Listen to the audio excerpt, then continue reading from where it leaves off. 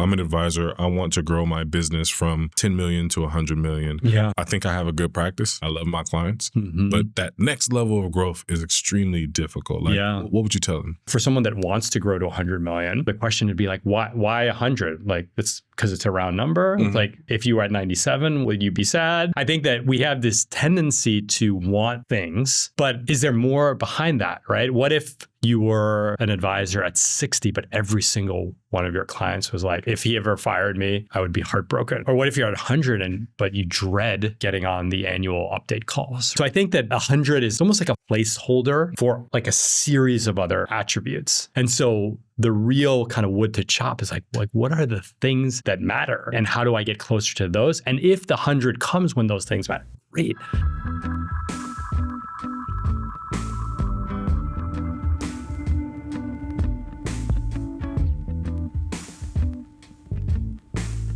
Welcome back to another episode of The Advisor Journey. I'm your host, Asarte Yanwe, and we have my good friend Khe here today with me. How you doing, man? I'm doing great. It is an honor to be here and to meet you in person for the first time. Thank you so much for coming. I appreciate you. And I'm going to just say it outright. Khe is one of my favorite people on the internet. And I've never met him. I think we've done a couple of podcasts together digitally, but this is your first time in studio. So why don't you go ahead and introduce yourself to some of the advisors that are watching here today? My name is Khe Hy. I am from originally from New York City, but live in Manhattan Beach now. I was on Wall Street for 15 years. I was one of the youngest managing directors at BlackRock. I took a 10-year break to focus on fatherhood, did a bunch of internet entrepreneurship, a lot of writing, a lot of coaching. And earlier this year, I started an AI consultancy called Latour AI, focusing on buy-side firms with under 50 people. Amazing. Amazing. So I want to just get to this whole story that I read online about you. The 35-year-old millionaire that left his big job to pursue pretty much a life on your terms, right? Take us on that journey. I think that there's a lot of advisors that don't have an end in sight.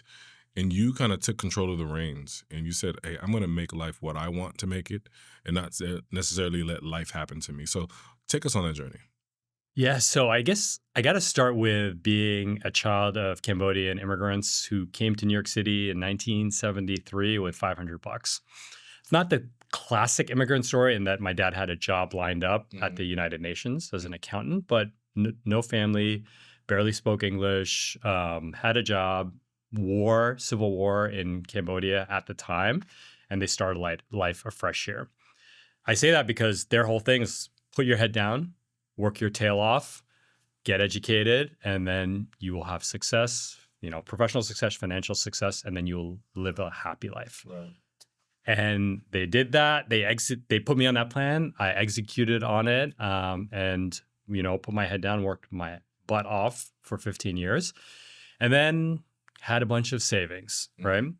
And, I lived in Manhattan. Now I live in Manhattan Beach. So probably like two of the highest costs of living. Like I got a problem. I like high cost of living cities. Yeah. But I had enough to take a couple of years off and figure things out. And the key thing though was I had just had my first child. And so I was a new father. And I said, you know what? I want this chapter to be about fatherhood. Now I am the primary breadwinner and I did need to work, but I had the ability to try something else and I didn't know what it was. And so I said, you know what? I had this concept of the magic window where there's this window, 10, 11, 12 years where you are the center of your kid's universe. They want nothing more than mom and dad. And I said, I want to be there for that magic window. And then when it ends, we'll see where that takes me. So that's amazing. I'm going to get to that magic window because I think that resonates with where I am right now. You're in it. Having 2 girls, 3 and 1. Girl dads. Yeah. But there's a lot of information, I feel like, in that 2-minute sort of introduction that you just made. The first thing is that you had a lot of success. You had grit and you had these characteristics that were sort of inherited from your parents, right? In that 15-year span, you were a managing director at BlackRock. Like, we talk about advisor growth a lot on this show. And I think to get to the top, essentially, of a company like BlackRock and a scale of business, you have to have characteristics, right, that kind of mirror each other. What were some of those things that you felt like you did well in that job that afforded you the lifestyle to kind of really take advantage of this magic window? Oh, I definitely inherited that immigrant work ethic. Okay. And so I started my career in investment banking where it was commonplace to work probably 16 hours a day. Mhm. So probably, 80 hours a week for 2 years, first 2 years. And it's boot camp for nerds, let's call it. And so the concept of just putting in hours was never frightening to me. In fact, now after taking a break, I'm working probably 50 hours a week, and I'm like, on my own terms, Mhm. that's fine. I'm very satisfied with that. So work ethic was one. I think the other though was just kind of relentless curiosity. It's like Yeah. I want to understand how things work. And again, it could be how economies work, or it could be how managing a team of 5 people work. But I'm relentless in my pursuit in trying to figure out how that works. And then the third is I just have a really, really strong belief that a rising tide lifts all boats. I don't believe in zero sum thinking. I don't believe that if someone's going to succeed professionally, it's going to come at my expense. Or if I succeed professionally, I'm going to do it at someone else's expense. And so with that mindset, I've always enjoyed playing long games is kind of a internet meme at this point. But I enjoy playing long games because my strength has always been stay in the game, put in the reps. You use a baseball analogy because we're in World Series time right now. Is I just want to get on base, and I want to get on base for a decade, for 2 decades. Like I'm not even trying to hit a single. Like I just want to get on base for 20 years. Whether it's in fitness, whether it's in personal investing, whether it's in career growth, whether it's as a family man. And if you just do that for 20, 30, 40 years, things will fall into place. Yeah, I think just do that is an understatement, right? Because a lot of advisors feel like they're doing that. But there's things that you can do to be precise about it, right?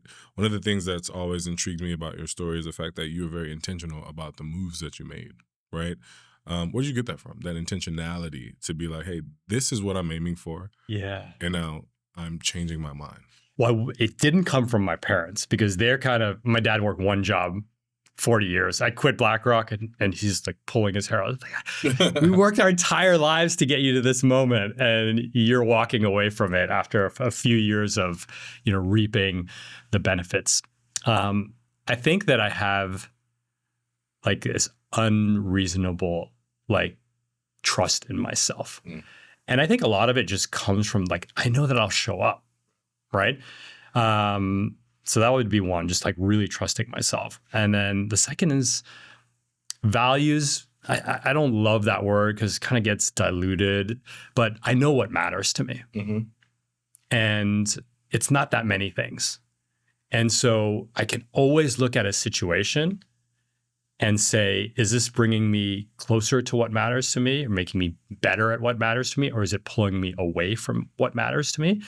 And it doesn't mean that there are seasons of life where the push and pull don't work in the direction that you want it to go. For example, when I was in your phase, I consciously said, I don't want to travel. I don't want to work extreme hours. And I recognize that I will make less money by making that. That's a trade-off that I'm willing to make in this phase of life. And so it kind of, but the thing that mattered was how do I show up as a dad and a husband? Yeah. Now, the magic window has kind of closed. I showed you the text my daughter sent me earlier. Mm-hmm. The magic window is kind of closed. My daughter hangs out with her friends for 7 straight hours on Sunday. All she texts for is money and pickups. Right. Mm-hmm. So now I can reclaim some of my own free time. I learned how to make music. I wasn't going to learn how to produce music when I had a 3-year-old and a 1-year-old. Yeah. But now that I have an 11-year-old and an 8-year-old, okay, I'm going to take a little bit of that time back and I'm going to learn how to make some pretty mediocre beats. Yeah. It's funny that you talk about unreasonable trust in yourself. I was actually on the phone with a friend the other day and he was like, man, I just feel lazy. I'm like, you're not lazy. You've done so much. But I think when you're young, you just have this engine that can go forever. And the older you get, introducing a wife, kids, right? Now you have competing priorities, right? So you're choosing to do other things versus just going nonstop at your work. And I told him that and this is important for the advisors too, like the more complicated things get, you have to default to discipline to stay in the game. Yeah. I don't know if that resonates with you or not. Yeah, I think there's discipline for sure. I mean, I'll like turn things on and off. Like one day I was like, I'm not drinking coffee anymore. And I haven't drank coffee in like 7 years. Wow. So I do have that kind of, and some of it doesn't always come from the healthiest places, that discipline. And so I'm really mindful of like, is this like healthy discipline? Like I remember when I was very disciplined in lifting, because I was like skinny beanpole. I'm like, I'm big like you, like, and I was like, I'm going to make myself like work out. But I remember like on the days that I didn't work out, I would say to myself, like, if like you skipped a workout, like no girl's ever going to date you. And like that in hindsight, I view that as like the unhealthy discipline where it's like you're self-flagellating yourself just to keep yourself disciplined. I think there's a healthy discipline where I'm choosing to do this because I know the outcome is better over a longer term period. And so like for now, like I can't drink coffee because it messes up my sleep. Like that's just the reality of being middle-aged. And so it's not worth it to me. Yeah. And sleep leads to so many other great things in my life downstream from good night's sleep. They're like, I miss drinking coffee, but I'm just not. Right now I'm having that moment with alcohol. It's just like, it's not really working for me anymore. So again, it's more like the discipline that comes from that kind of internal alignment versus like, shit, like you're a bad person for berating yourself. Berating yourself. The negatives. I mean, I was the king a lot. Like I'm a lot more chill now, but like in those earlier days, 20s, teens, 20s, the berating, the negative self-talk, like you're a POS, you suck. Like that was a strong part of why I had a lot of that success was because of that voice. Yeah.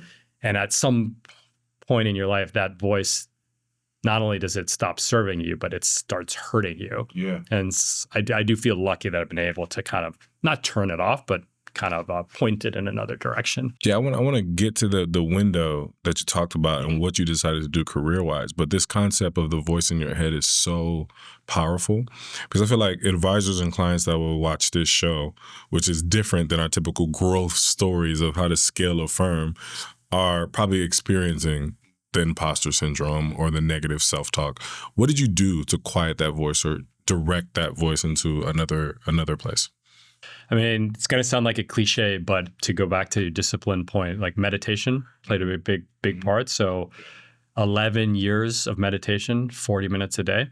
So that just turns the volume down in your head. It doesn't make the negative voices go away, but it's like a down switch on the intensity level. Yeah. So that helped a lot.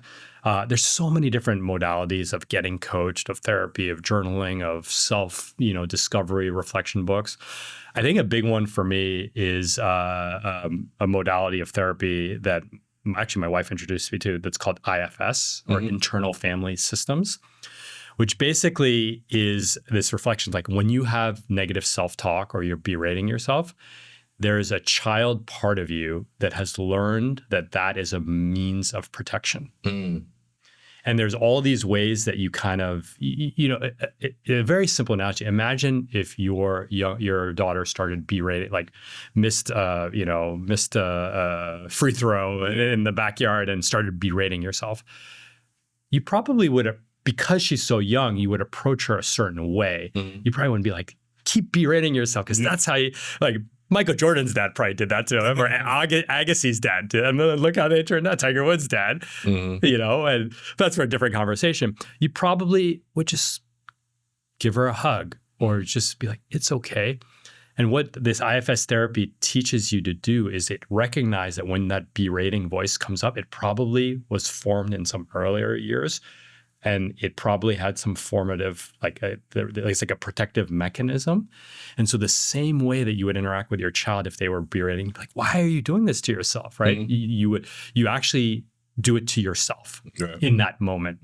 And it has this, I mean, I'm getting goosebumps just thinking about it. Like it has this really, it's like hard. I found it hard to see myself as this kind of scared, nervous child that had these behaviors to make themselves feel safe or feel seen or feel like worthy of love.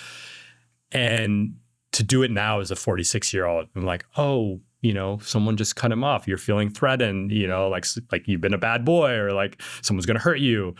How do you like talk that? How do you console that kid to be like, no, you're good. We're good. For sure. That kind of relates to this window that you talked about, right? Like you left. Now you're like, I'm the primary breadwinner. I have some money saved.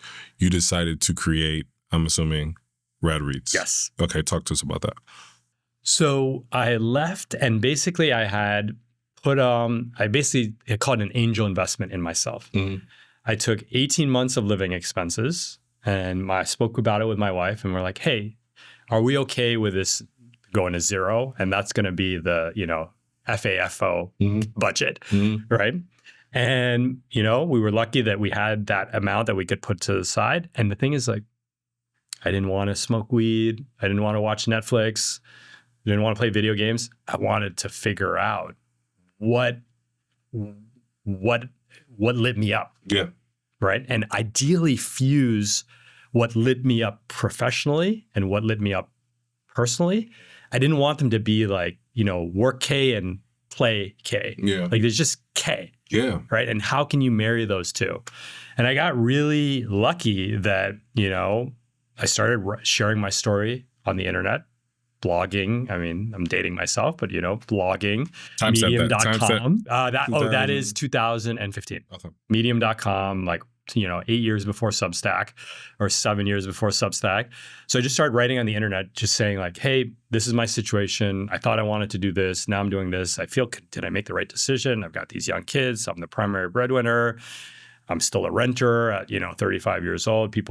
All my peers own nice homes, just like laying it all out. Very, not like woe is me, but like, this is my thought process. This is where I feel like I'm doing well. This is where I'm struggling. And it just turned out that there was a void for that type of voice in that moment, in that medium. Again, the medium was, written word blogs, which don't really exist that much anymore. But there was and people right away, people were like, it was the greatest compliment. And this was months into writing. It's like, they would say, you are verbalizing thoughts in my head that I didn't even know that I had. Mm-hmm. And they would get cuts like, are you in my head? Are you in my head? And I think it was just what I realized probably definitely after the fact was I was verbalizing like some element of like the human condition. Yeah. But, in the way that a former finance guy, in the way that at the time I was 35-year-old dad, with my dad jokes and like all of my new dad struggles, waking up in the middle of the night and all that. And so it was very real. And I think what was really powerful is like there was no end game. Yeah. Like I wasn't trying to make money off of this. I'm like, this is me. And I think it's something, a philosophy that I always has subscribed to, and it's happened in my second act or my third act, I guess, my AI company, is just find something that lights you up, put yourself out there, be excited about it, be real about it. Mm-hmm. Don't start thinking like, how can I turn this into dollars and cents? And then the dollars and cents will the opportunities will show up. And that's where like my business mode, like I lock in, I'm like, oh, I see an opportunity right there. I'm locked in and let's go pursue that opportunity. You are saying so much that resonates with the advisor, right? One of the things we talk about a lot is like just doing it, right? You would never know until you do it. And you kind of put your thoughts out there, very authentic about that approach, and people found you. I think advisors can take this same approach, right? Like you stack up 10 advisors in front of a person, probably wouldn't be able to tell them apart unless one or two of those people are acting in authenticity, making them feel seen, which is the other thing that you did, right? Saying like, these are my problems. You have these same problems, right? And you're able to build community for the advisors. You're able to build a client base because now you see somebody, right? You see their issues, and then you can position yourself as a person who can help solve those issues. Now, you saw the opportunity, right? How did you take RadReads from a fun project to a fun business? It was all inbound. And so basically I was trying to sort my life out in public. Yeah. And that's scary, by the way. It was actually scarier to do it in like a small group than like I would share things online that would feel uncomfortable to share with my wife. it felt maybe because of the quasi anonymity of the internet. I don't know, but that part wasn't as hard. I think the harder part was thinking that people were like going to like judge me, or make fun of me, talk behind my back. But the actual act of sharing wasn't that hard. Okay. And so I would say there were two real businesses that emerged from that. One was kind of a high-end executive coaching business where basically people saw themselves in my story and saw that I was ahead of them in kind of figuring it out. And they just wanted help in that. And so that was kind of an hybrid executive life coaching business that was amazing people, quite lucrative, very niche-y, and very much kind of, again, what was the goal? The goal was kind of to break even, save a little bit, but mostly I was letting my investments grow and maintain flexibility to be with my kids and not have to travel. Like that was the goal. So it hit on all those cylinders. The other thing, and I think this is where just like putting yourself out there, I don't even know if you remember this, you probably do, but there was this window where that the app Notion came out. Yeah, for sure. And Notion, for those of you who aren't familiar, is this kind of like a modern day Google Docs. People like it's more tech forward. And I just thought it was cool. I'm like, this is so cool. And, I'm a little bit of a techie guy, behind the scenes. I'm like, this thing's so cool. And I was just, again, like I find something cool and I just go scream on the digital rooftops. I'm like, I got nothing to sell you, but this thing is cool. I think you should try it. And all these people kind of, I think I met the moment, like Notion became this huge app. And I was one of the first power users of the app. And again, the same thing. They're like, we see you doing this. You're 6 months ahead of us. Can we pay you to teach us how to do this? So I started a Notion training business. Wow. And it's just, if you told me that was in 2020, so if you told 5 years after I left, if you told me when I left that I would start a Notion training business that ended up making like over 7 figures. Yeah, I remember. I would say what's Notion? Like Notion didn't exist in 2015. Yeah. And so I think there is this kind of meeting the moment. And I feel, again, as I'm saying out loud, I think one of the things I feel very lucky about is that if something grabs my attention, you're going to get this like incredibly passionate version of Khe. Yeah. And it's going to be very energizing and it's going to be intense, but it's going to be very sincere. Yeah. Like I can't fake liking something, but when I like something, there's no doubt, there's no hesitation. And so I think people can see that there's a pattern, like he's not doing this for the money. He's doing this because he's fascinated by it. And some tiny percentage of it wants to give him money to do something else. And I think that's kind of the pattern I've followed as an entrepreneur. And I think I'll continue to follow that pattern like for the rest of my life, like as an earner. Yeah. Can you define meeting the moment? Because I think that you have this juncture when you're building specifically a financial advisory practice, when you like grow your client base. And it's like you can be a solo advisor. The taboo word now is lifestyle practitioner, right? Keep it small, have your autonomy, have your flexibility. Or you can begin to go this enterprise route. Yeah. And a lot of advisors meet that moment and just don't make a decision at all, right? It seems like you have always had a knack for making the decision in real time, and that's only led to other opportunities. Yeah. So how would you define meeting that moment? So an advisor that might be listening to this podcast right now that is at their firm and they know they need to break away from their firm and start their own thing, but they're just not grabbing onto that moment. How would you define that? I kind of have this like an aliveness meter. And so I'm always like watching it, and it could be as simple as like, oh, I'm listening to this podcast, and let's just say it's like on a 1 out of 10, right? I'm like, there's something about this podcast that I'm listening to. It's like I'm a 9 right now. Right. What's going on? Like what? And I think like so A is just like paying attention. I mean, it sounds crazy, but when you got young kids and you might be stressed about money and the noise of politics and you're on your phone a lot, it's hard to separate the signal from the noise. Yeah. Right. And so I think one thing, as I'm saying this out loud, is like, it's not very noisy in my head.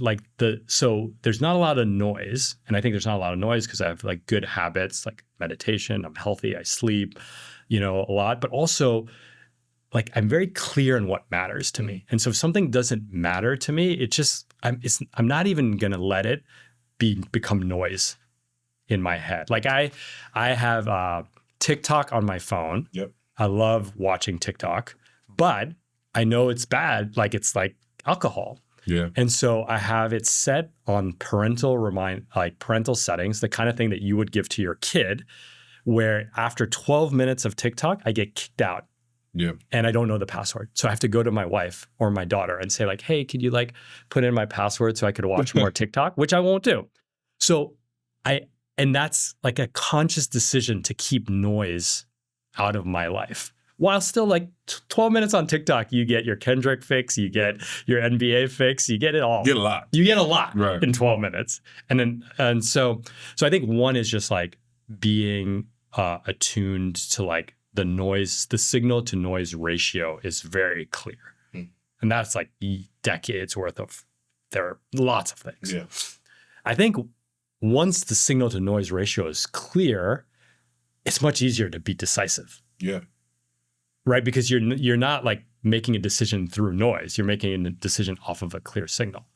But I would add another thing is I think that in all of these things, there's always like a de-risking step. Okay. I like that. So I'll give you the de-risking step from finance, right? Like walked away from 7-figure salary, no plan. The de-risking step was every day for 2 years leading up to that quitting, I tried small side projects for a couple hours a day. Mm-hmm. So I was like, none of them were businesses, but it just gave me the confidence that if you unleash me, like if I did, this was what the thought that went through my head. I got this much done with a 12-hour a day job with like 1 to 2 hours a night, just experimenting.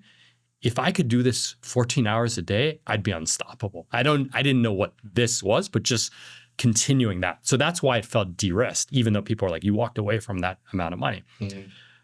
Let's take the Notion business. I started to see that people were really interested in what I had to teach.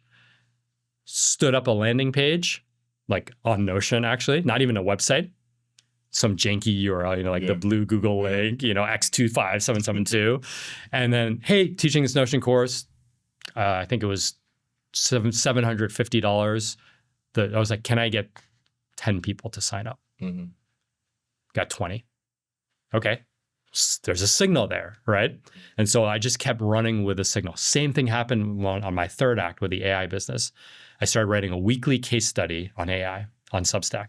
How can knowledge workers use AI to make their lives better? That's it. Yeah. There was no business, no nothing. It was scratching my own itch. Issue 14 or so, one of the readers reached out. It's like, hey, can you come teach our firm how to do this? I didn't even know how to price it. Yeah. I'd never done an enterprise. I never sold into an enterprise. I'm like, yeah, $1,000 an hour. I'm like, I told my friend, like, you charge a hedge fund $1,000 an hour? Yeah. Like, they don't even get out of bed for like they spend more on a bottle of wine, and you're teaching them AI for like less than a bottle of wine like that they spend. And so in every set, there was a series of de-risking activities that then, in tech terms, like an MVP, minimum viable product, but that then gave me the confidence that's like, there's a market for this, but more importantly, I enjoy doing this. Like, I think that's of equal importance. Right. It's like I want both to align. There's a market for this and I enjoy doing it.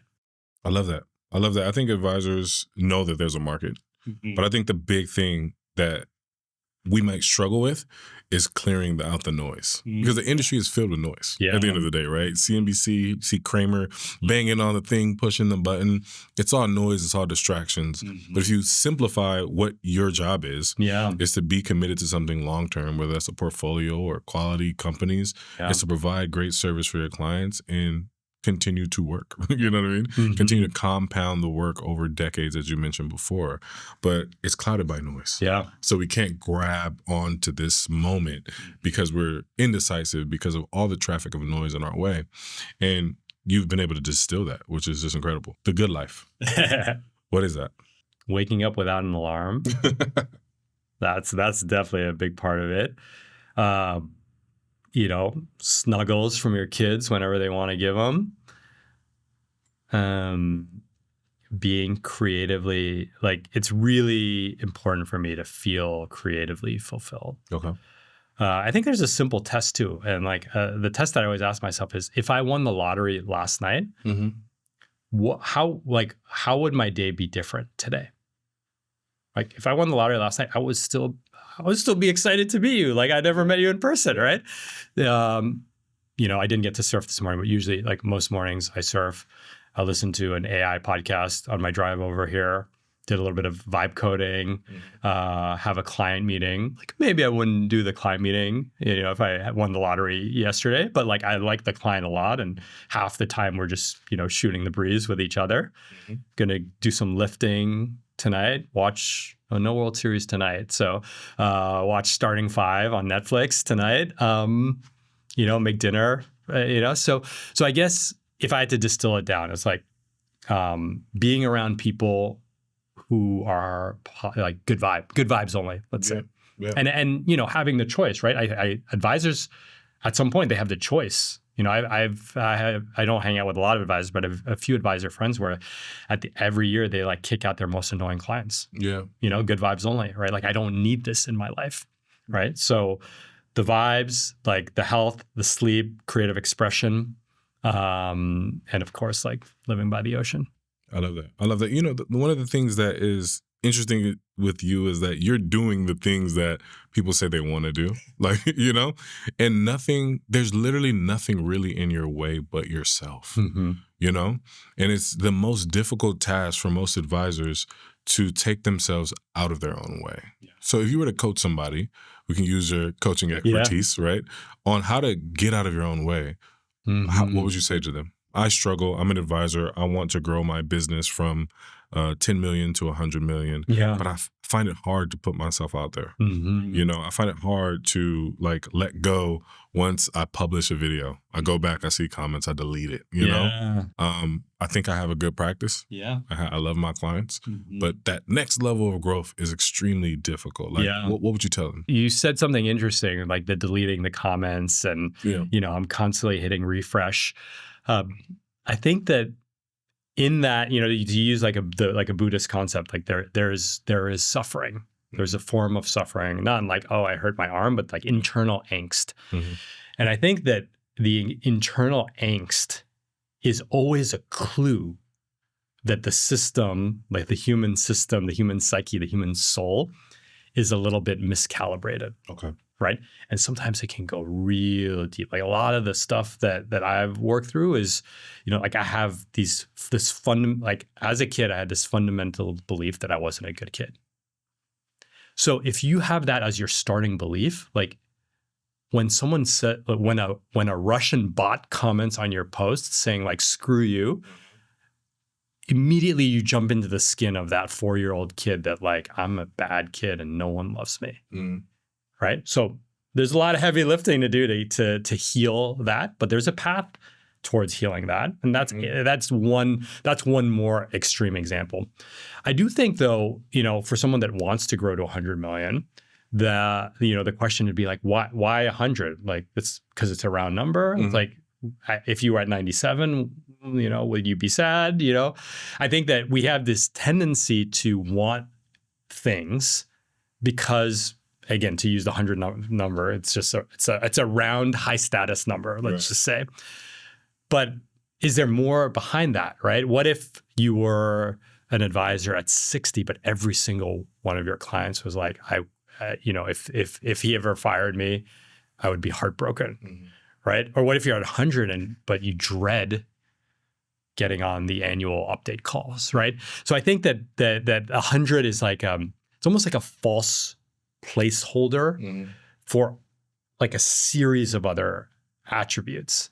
And so the real kind of wood to chop is like what are the things that matter, right? And how do I get closer to those? And if the 100 comes when those things matter, great. Yeah. And so that's the kind of like separating like the outcome towards like the actual kind of like, deeply the meaning, like the meaningful wins that like kind of could get lost inside the bigger outcome. Yeah, I've said this on the podcast before, and Jason used to be our co-host here. And when I started my firm, he gave me a piece of paper. It was one sheet, and on that paper, it was like, how do you want to start your mornings? It's literally like 10 questions that didn't have anything to do with advice, right? And I think you're saying something similar. Like, it's really about focusing on how you want to live in this life, like your existence in this world, right? And everything else you can kind of reverse engineer and prioritize your values to manifest and make that real. And I think advisors have to do a better job of that versus going with the herd and trying to reach these status levels because that's what everybody else is doing. You know what I mean? Absolutely. And I think this episode is really like healing to greatness, should be the title, because in a way, your story is about healing yourself, right? And being able to now recognize the greatness within yourself, that you're constantly kind of evolving and going with the different sort of moments that are presented to you. Does that sound? That sounds right. And I think the one word that I would pick up is like, you might have said, it's like, it might seem indulgent to like take that Jason exercise. Someone might be listening and be like, that's super indulgent. Like, no, you might be doing yourself and your clients a disservice by not doing that exercise. Right. So it's not only is it not indulgent, but it is actually a core part of the process. Absolutely. What advice do you want to leave advisors with and the people that are watching this podcast, right? It's extremely different from our growth stories that we have, but I think it's extremely important. Equally as important to just the characteristics or the strategies for growth. So if you can impart anything before we exit this thing, what would you tell them? I would say you never want to compete with someone who's having fun. And so how can you find, again, there's going to be not fun parts of the job, but you want to orient it around fun, or maybe aliveness is the best word. How can you maximize aliveness? You will become magnetic to your clients. You'll become magnetic to your prospects. Everyone will want to be around you. You'll bring that energy and enthusiasm into their lives and into your organizations, and then ultimately into the portfolio outcomes that they're seeking from you. You heard it there first, advisors. You get to build your own life. Khe, thank you for being an example of that. And we appreciate you joining us on the podcast today. Thanks, Asarde. What a pleasure. Thank you for listening to The Advisor Journey by Altruist. Brokerage-related products and services are provided by Altruist Financial LLC, a member of FINRA/SIPC. Results may vary. Altruist and its affiliates do not provide tax or legal advice.